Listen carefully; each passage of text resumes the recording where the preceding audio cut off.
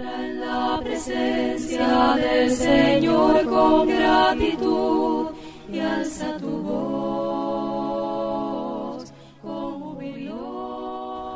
Aún en la iglesia de nuestro tiempo, los oyentes tienen responsabilidad, no sencillamente de abrir la boca o abrir los oídos y decir, a ver qué me dice el predicador, yo lo acepto, yo lo creo, yo lo obedezco, sino a juzgar, a discernir lo que se está diciendo, a comparar lo que dice el mensajero, el predicador, el profesor, el instructor, compararlo con lo que la Biblia dice. Por esto, tantas veces exhortamos en este curso, en estas lecciones que damos a ustedes, que no sencillamente van a aceptar algo porque este servidor suyo lo dice, ni porque otro predicador lo dice. No va a decir yo sí creo lo que dice el hermano fulano, el hermano mengano. Creemos lo que dice la Biblia. Entendamos lo que dice la Biblia. Comparemos con la Biblia. Juzguemos, discernamos nosotros conforme a las Escrituras. Y luego estaremos bien con Dios. Como punto cuarto, enseña el Espíritu Santo aquí que ningún individuo debía dominar todo el tiempo disponible en la reunión de la iglesia. Si algo le fuere revelado a otro, si otro trae un mensaje, que estuviera sentado, calle el primero. No tiene derecho a decir, no, es que yo tengo la palabra ahora y nadie más va a hablar. Este espíritu es contrario al Espíritu de Cristo, al Espíritu Santo, y contrario a lo que es bueno para la edificación de la iglesia. Estoy convencido que si analizamos bien lo que está diciendo aquí, hasta en el versículo 26 que declara, cuando reunís cada uno de vosotros, tiene salmo, tiene doctrina, tiene lengua, tiene revelación, tiene interpretación. Venían miembros de la iglesia preparados para aportar algo a la reunión, para ofrecer algo para la edificación de la iglesia. Limitaban, no podían participar todos públicamente, es decir, no podían pasar cada uno al frente a hablar, ni iban a hablar todos de una vez, pero sí limita que una persona no pueda dominar todo el tiempo, como a veces sucede en algunas congregaciones, y especialmente en las sectas, usted va a observar esto, pero aún en la iglesia del Señor a veces, estoy convencido que si analizáramos con más cuidado cómo practicaban ellos, participaban, pasaban al frente, por decirlo así, varios miembros, varios varones, a dar enseñanzas, exhortaciones, instrucciones, alabanzas, y de diferentes maneras servir para la edificación de la iglesia.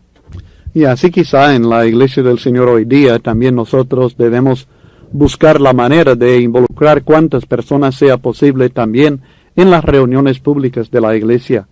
No tener un solo dirigente de cantos, uno solo que siempre es el que predica, sino dar la oportunidad a diferentes hermanos que se preparen, por supuesto, preparados con madurez, con carácter cristiano, que puedan pasar también a participar públicamente de alguna manera en la reunión de la iglesia.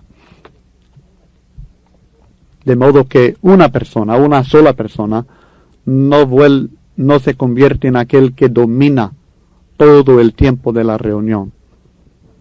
También en el versículo 31 aprendemos que no permite que hablen varias personas al mismo tiempo, porque podéis profetizar todos, uno por uno, para que todos aprendan y todos sean exhortados.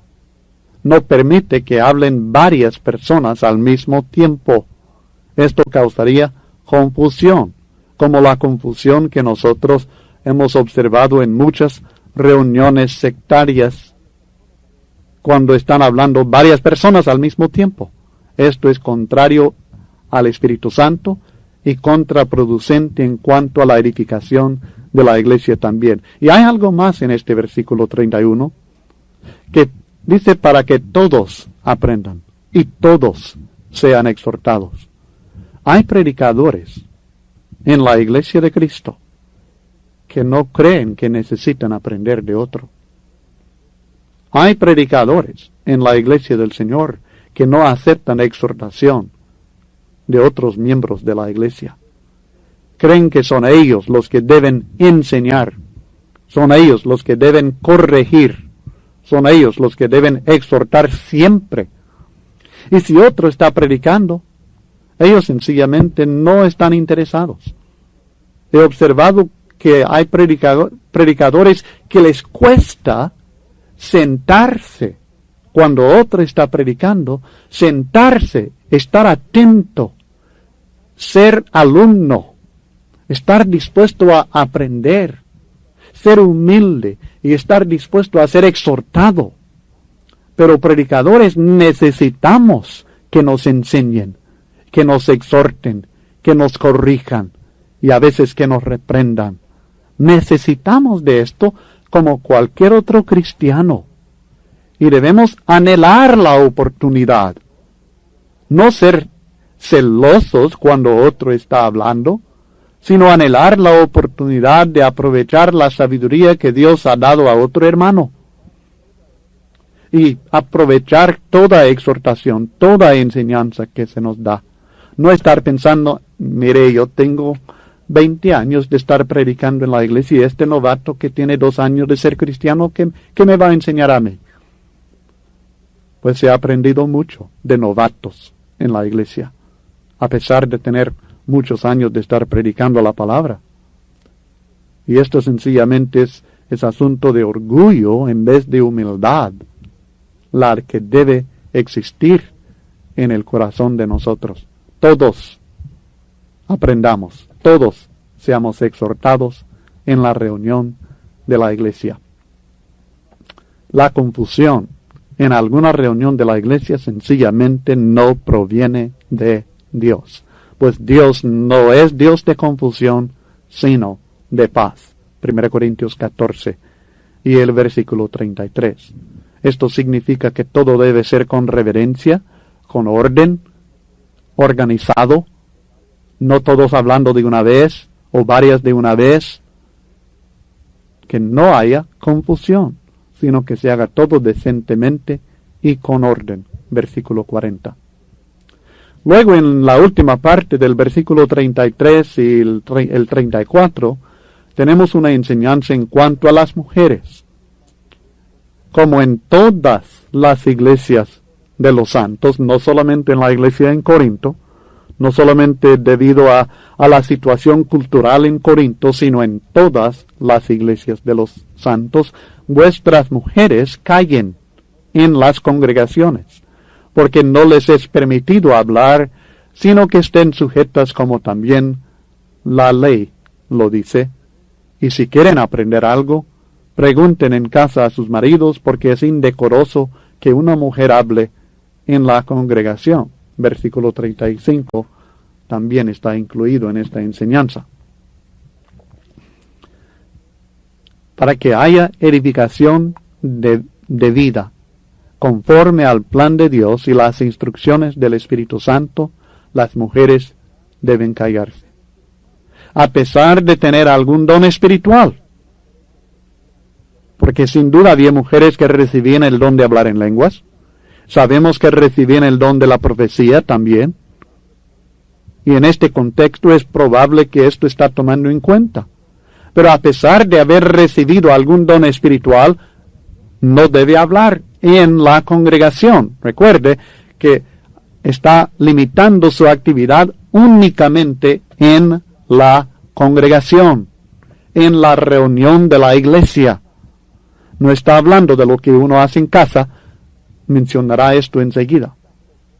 No hay contradicción tampoco con lo que estudiamos en 1 Corintios 11 en cuanto a cubrir la cabeza cuando oraba o profetizaba, porque hay que entender que no profetizaban ni oraban, es decir, no dirigían oración en la congregación, en la reunión de la iglesia, como explicamos allá en el capítulo 11.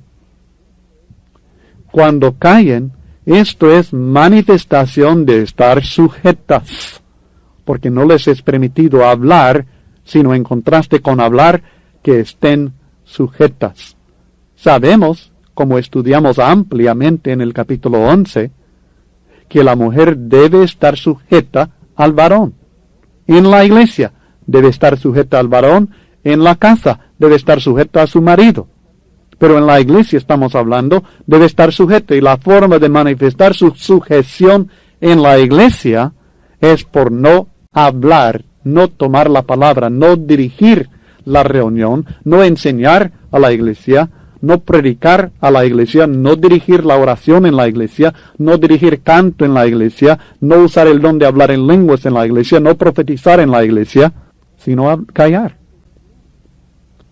Él hace distinción entre lo que la mujer puede hacer en la congregación y lo que puede hacer en casa. Note el versículo 35.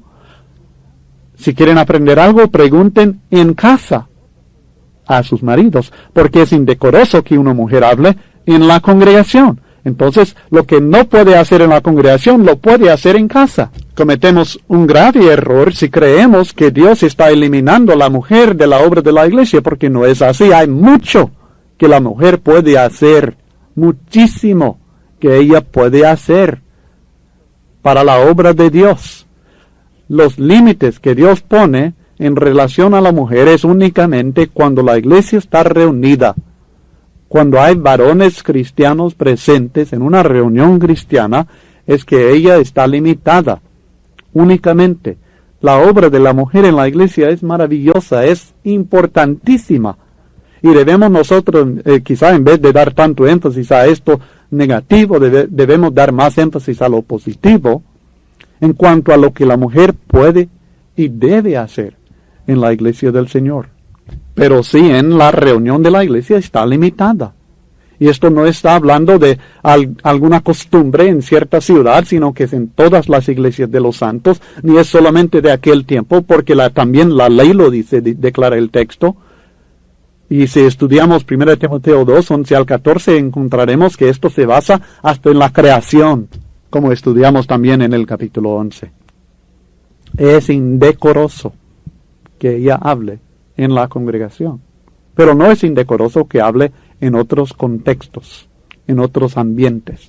Sabemos, por ejemplo, en Hechos capítulo 18, que un predicador llamado Apolos fue instruido en privado por una pareja, Priscila, la mujer, y Aquila, su marido. El texto dice, quiero leer esto con ustedes. Hechos 18, comenzando en el 24. Llegó entonces a Éfeso un judío llamado Apolos, natural de Alejandría, varón elocuente, poderoso en las Escrituras. Este había sido instruido en el camino del Señor y siendo de espíritu fervoroso, hablaba y enseñaba diligentemente lo concerniente al Señor, aunque solamente conocía el bautismo de Juan. Y comenzó a hablar con denuedo en la sinagoga, pero cuando le oyeron Priscila y Aquila, le tomaron aparte y le expusieron, note plural, ellos, le expusieron más exactamente el camino de Dios. Aquí tenemos una pareja que trabajó en conjunto para la enseñanza de la palabra de Dios, para la corrección de un predicador que no había conocido todavía el bautismo de Cristo Jesús, sino solamente el bautismo de Juan, y necesitaba ser corregido y aún bautizado en el nombre del Señor Jesús, como lo fueron los de Éfeso en Hechos capítulo 19. Pero el caso es que esta hermana, Priscila, participó en la enseñanza de este varón junto con su marido en un contexto, pero lo tomaron aparte, no lo hicieron en la reunión de la sinagoga, sino que lo tomaron aparte en privado para hacerlo, por muchas razones. Note además que no solamente es la mujer la que debe callar en la congregación. Hay 3 grupos de personas que deben callar en la congregación, según 1 Corintios 14. Primero, el que habla en lenguas, si no hay intérprete. Si no hay intérprete, el que hablaba en lenguas tenía que callarse. El profeta y el que hablaba en lenguas también. Si otro profeta recibe revelación, tenía que callar, según estudiamos. Y luego, las mujeres. Alguien siempre está diciendo, bueno, ¿quiere decir que la mujer no puede ni cantar en la iglesia? Bueno, ¿quiere decir que el profeta no cantaba cuando toda la iglesia cantaba? Claro que cantaba. Ni significa tampoco que la mujer no cantaba cuando toda la iglesia cantaba. Significa que no cantaba el que hablaba en lenguas cuando los demás cantaban? Claro que sí. No es un silencio absoluto, sino silencio en cuanto a dar una enseñanza a la iglesia, o sea, en cuanto al uso de su don espiritual. El que habla en lenguas tiene que sujetarse a lo que los oyentes pueden entender. El profeta tiene que sujetarse a revelaciones recibidas por otros profetas. Y la mujer tiene que sujetarse a los varones en la congregación, en la reunión de la iglesia. Yo sé que hay muchas preguntas sobre esto de las actividades de la mujer en la congregación, si puede hacer esto, si puede hacer aquello, pero las instrucciones principales son claras. Y el movimiento femenil de nuestro tiempo no cambia los principios bíblicos, que no están basados en cultura, sino en la ley de Dios, en lo que es propio de parte de Dios desde la creación, cuando creó al varón primero y luego a la mujer, y la mujer que pecó primero, siendo engañada, según 1 Timoteo capítulo 2. Este es el plan de Dios, que el hombre tenga el liderazgo en la iglesia en cuanto a enseñanza pública se refiere. La mujer participa en la evangelización, participa en la instrucción de mujeres, participa en la instrucción de los niños, participa en la benevolencia, participa en la edificación por medio del ánimo que da en su casa, tiene la posición exaltada de ser la responsable por el hogar, por la instrucción de sus hijos en el hogar, que es una tremenda responsabilidad. Y si ellas no hacen esto, pues nosotros los grandes no tendremos a quién enseñar en realidad. Pero el único límite que pone Dios en la actividad de la mujer es que no tome el liderazgo en la iglesia, que no enseñe sobre varones. La edificación de la iglesia requiere sujeción, obediencia a la voluntad de Dios. Pregunta a los corintios, en todo el orgullo de ellos, ¿acaso ha salido de vosotros la palabra de Dios? ¿O solo a vosotros ha llegado? Díganme, dice, ¿son ustedes la fuente del mensaje de Dios? Claro que no. ¿La palabra de Dios no ha salido de vosotros? Bueno, ¿son ustedes los únicos que recibieron la palabra de Dios? No, tampoco. Entonces, ¿de dónde viene todo este orgullo, esta independencia de creer que pueden hacer como ustedes quieren, como ustedes creen conveniente? Si alguno se cree profeta, dice Pablo, o espiritual, reconozca que lo que os escribo son mandamientos del Señor. La verdadera prueba de ser un hombre espiritual es sujetarse a la voluntad de Dios. La iglesia en Corinto y toda congregación tiene que reconocer la autoridad absoluta de la palabra de Dios escrita por el apóstol Pablo. Estos son mandamientos de Dios. No son sencillamente las opiniones de Pablo, son mandamientos de Dios para toda iglesia de Dios. Y esta, como decía, es la verdadera prueba del profeta. Esta es la verdadera prueba del cristiano espiritual. Decían, es que yo he recibido el Espíritu Santo, el Espíritu me ha dado este don. Bueno, a probarlo. ¿Está usted sujeto a los mandamientos de Dios? Bien. Entonces puede ser profeta de Dios. ¿Es usted obediente a lo que Dios ordena aquí en este capítulo y en lo demás de la Biblia? Bien, es un cristiano espiritual. El cristiano espiritual no era aquel que había recibido un don espiritual. El cristiano espiritual era uno que era obediente a los mandamientos de Dios.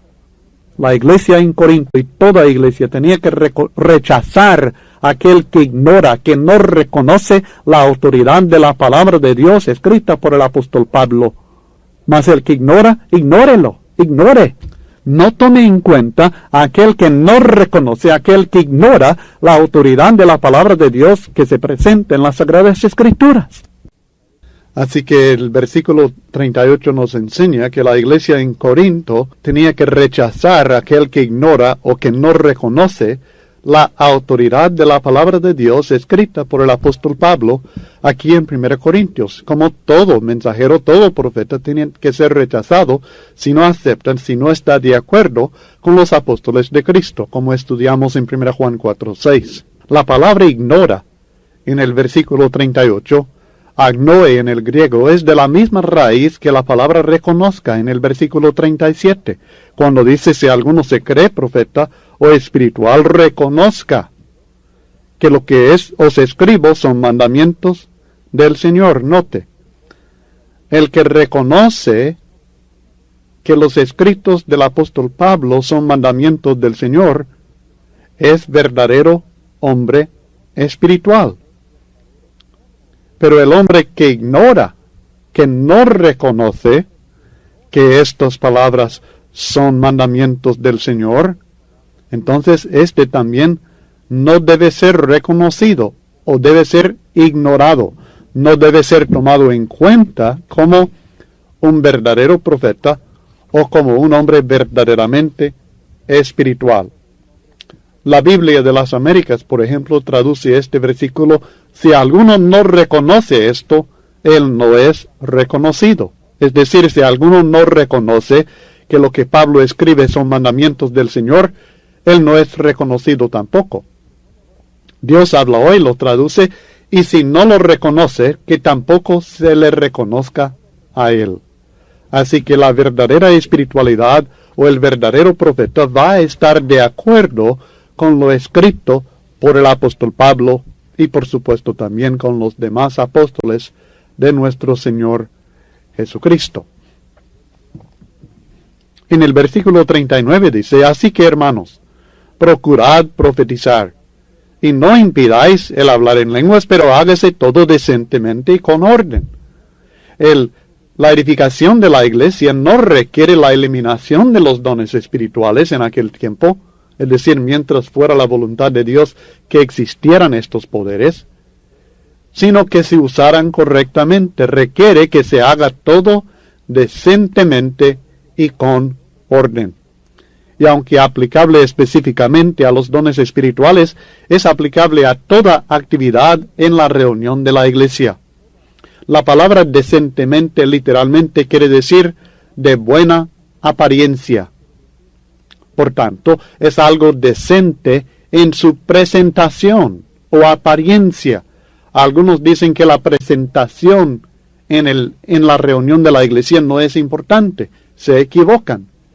La apariencia o presentación del mensaje, de la adoración, de los cantos, de todo lo que hacemos, es importante. Es importante para la edificación de la iglesia, es importante para la impresión en los visitantes, es importante para glorificar a Dios de la manera que Él merece. Pero no solamente dice decentemente, sino también con orden. O sea que se trata de una serie o sucesión ordenada de actividades. Como lo que manda en el versículo 27, si alguno habla en lengua extraña, sea esto por 2, o a lo más 3 y por turno, y uno interprete. Esto es con orden, una sucesión o serie ordenada de actividades, que claramente requiere cierta organización previa. Alguien tiene que encargarse de organizar la reunión para que sea con orden. Si no es ordenado, no es con orden, no es según orden, el orden establecido. Espero haber aclarado que, aunque nosotros no tenemos estos dones milagrosos hoy día de hablar en lenguas, profetizar, los principios que nos presenta el Espíritu Santo en este capítulo son muy importantes, siempre y cuando la iglesia se reúne en un solo lugar hoy día. Así que espero que usted pueda seguir haciendo la aplicación aún más correcta para el lugar, el ambiente en el cual usted está trabajando en la viña del Señor, de los principios que nos presenta este capítulo. Si quiere saber algo acerca de la iglesia reunida, definitivamente debe incluir en su estudio 1 Corintios capítulo 14, porque este capítulo es la información más amplia que tenemos en todo el Nuevo Testamento acerca de las actividades, o sea, el comportamiento en la reunión de la iglesia, que es para edificación del cuerpo de Cristo Jesús. Espero que vuelva a repasar todo el estudio del capítulo 14 muy bien y luego que conteste las preguntas sobre este capítulo.